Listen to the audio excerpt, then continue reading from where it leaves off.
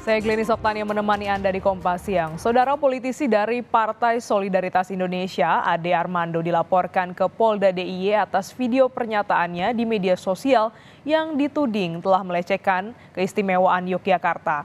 PSI ancam akan memecat Ade Armando bila tidak patuh konstitusi dan undang-undang. Jam berapa? Politisi dari Partai Solidaritas Indonesia, Ade Armando, dilaporkan ke Polda DIY atas video pernyataannya di media sosial yang dituding telah melecehkan keistimewaan Yogyakarta. 2 hari setelah menggelar unjuk rasa di depan kantor DPW PSI DIY, paguyuban masyarakat Ngayogyakarta untuk kesinambungan keistimewaan atau Paman Usman akhirnya resmi melaporkan Ade Armando ke polisi. Dalam laporannya, calon legislatif PSI itu dituding telah melakukan penghasutan, berita bohong dan ujaran kebencian yang membenturkan gerakan mahasiswa dengan status keistimewaan Yogyakarta. Untuk melaporkan saudara AA ke Polda ini adalah tindak lanjut dari deadline yang kita berikan kepada teman-teman PSI. Dan saya kira ini langkah yang konstruktif karena ini justru menghindari perdebatan kontroversi politik. Kita menempuh jalur hukum biar nanti mekanisme hukum yang akan memproses dari apa yang diucapkan oleh saudara. Menanggapi hal itu, Ade Armando mengaku siap menghadapi proses hukum atas pelaporan dirinya ke polisi yang dinilai telah menyinggung politik dinasti Yogyakarta. Namun, Ade mempertanyakan alasan dirinya dilaporkan dengan pasal penyebaran fitnah dan ujaran kebencian bernuansa sara. Ya, saya tentu saja menghormati permintaan atau laporan dari teman-teman di Jogja, gugatan dari teman-teman Jogja ke polisi ya, dan saya akan patuhi seandainya sampai ada panggilan dari pihak kepolisian agar saya memberikan penjelasan. Saya tidak paham dengan tuduhan yang disampaikan. Saya dianggap sebagai melanggar pasal 27 ayat 3 dari Undang-Undang ITE dan pasal 28 ayat 2 karena pasal-pasal tersebut adalah larangan terhadap warga negara di Indonesia untuk menyebarkan fitnah, pencemaran nama baik, dan kebencian berdasarkan sara. Merespon kontroversi pernyataan Ade Armando, Ketua Umum PSI Kaisang Pangarep meminta Ade Armando serta kader lainnya yang tidak patuh konstitusi dan undang-undang agar keluar dari PSI, terlebih jika menyinggung Yogyakarta. Kami dari Partai PSI taat sama konstitusi, apalagi yang menyangkut dengan daerah keistimewaan dari daerah istimewa Yogyakarta.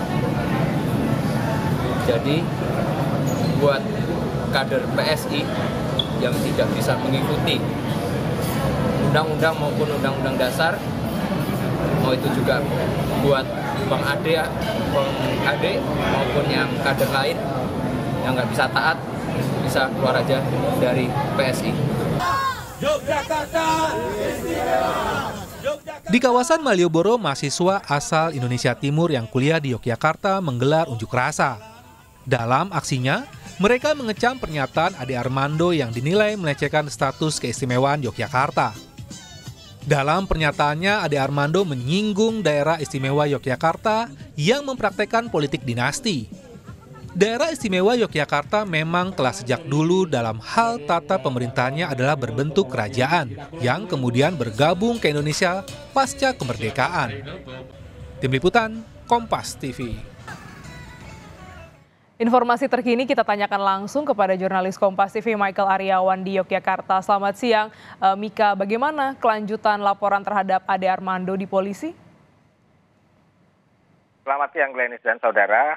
Laporan terhadap politisi PSI Ade Armando sudah dilakukan oleh masyarakat Yogyakarta. Kami mencatat ada 2 kelompok masyarakat yang melaporkan Ade Armando ke Polda Daerah Istimewa Yogyakarta dan berdasarkan keterangan dari Humas Polda Daerah Istimewa Yogyakarta, saat ini kasus Ade Armando tengah dalam proses pemeriksaan.